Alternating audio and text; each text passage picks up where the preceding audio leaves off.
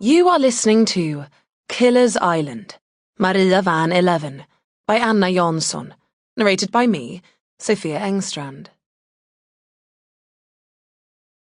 By simply tapping the keyboard, he was able to watch, via satellite, the day-to-day lives of ordinary people.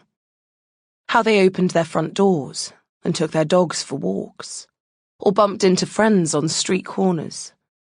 As if things were ruled by chance. For these superstitious, dim-witted beings still believed in chance. His constant observation of them made him feel powerful. He registered their habits, began to predict where they'd be and who they'd meet. It had been child's play hacking into the Russian satellite that monitored the gas pipeline near Gotland. That its reception was so technically advanced came as a surprise. When weather conditions were favourable, he could even watch their unsuspecting faces. This, perhaps, gave him more satisfaction than anything else. Chapter 1. Friday the 7th of June was an unusually hot day. Long into the evening, the heat still lingered in the narrow alleys of Visby.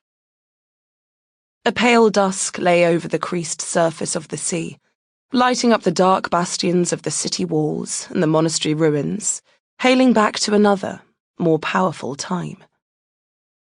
The silhouettes of the stepped gable houses that had been warehouses in Hanseatic times stood out eerily in the red-tinted evening light. In the distance, someone was playing a wooden flute, a sad, medieval melody. When Maria van started wandering home from Key 5 at about 9 p.m, she immediately cursed her choice of shoes. Admittedly quite gorgeous, with sharp heels, pointy toes, and ankle straps, they were nonetheless more or less impossible to walk in. The temperature was still clement. On the whole, she reflected, it had been a pleasant evening, apart from the last hour when Irizka, as the situation behoved, had got herself in a tizzy about a man. At such times, she grew deaf and blind to anyone else. As Maria started to feel like a third wheel, a fruity cocktail complete with a straw and umbrella landed on the table in front of her. Something for the lady, from that gentleman by the door. There was a scarcely hidden, teasing quality in the waiter's smile. Someone had weighed up the situation and was now opportunely moving in for the kill, while she sat there, left to her own devices. Maria glanced up towards the door.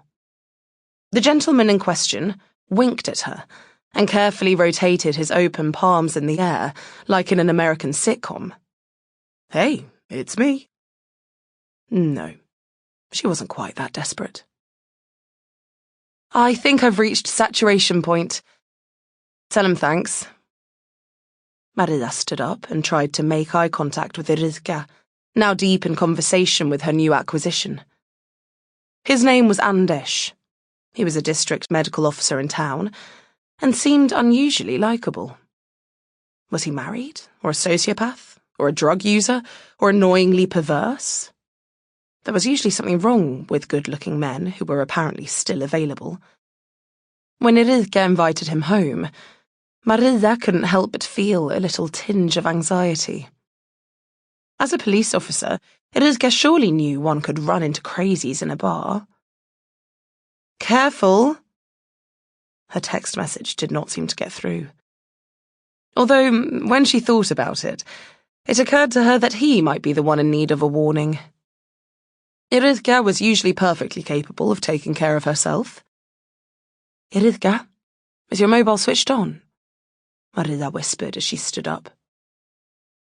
Mother goose! You know I won't be calling you tonight, right? Irizka laughed affectionately and gave her arm a squeeze. Everything's completely fine, okay?